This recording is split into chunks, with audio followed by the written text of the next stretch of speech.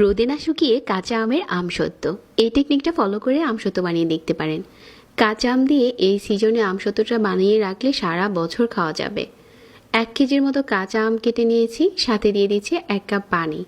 ঢাকনা দিয়ে ঢেকে একটু ভালো করে জাল করে নিচ্ছি। আমটা যখন পুরোপুরি গলে গেছে স্ট্রেনারে নিয়ে ছেঁকে নিচ্ছি। মসৃণ একটা আমের পিউরি পাওয়ার পর এখানে দিয়ে দিচ্ছি 1 কাপ চিনি। চিনিটা ভালো করে মিশিয়ে নিয়েছি। এখন উপরে দিয়ে দিচ্ছি 5 ফোড়নের গুঁড়ো আর শুকনা মরিচের গুঁড়ো। এর চাইতে বেশি আর এই আচারে কিছুই দিতে হবে না। রেগুলার লবণ আর বিট লবণ দিয়েছি। আরও কিছুক্ষণ এভাবে করে টানিয়ে নিয়েছি। আর এই পর্যায়ে ছড়ানো ট্রেগুলোতে ঢেলে নিচ্ছি। ফ্যানের বাতাসে রেখে দিয়েছিলাম 1 রাত। তারপর আমসত্ত্বটা শুকিয়ে গেছে। রোদ ছাড়া আপনিও চাইলে এই আমসত্ত্বটা বানাতে পারবেন। একটু পাতলা করে বানালেই ফ্যানের বাতাসেই শুকিয়ে যায়। এখন আপনার পছন্দ মতো স্লাইস করে কেটে যে কোনো কৌটোতে ভরে রাখলে এটা 1 বছরের মতো এমনিতেই ভালো থাকবে।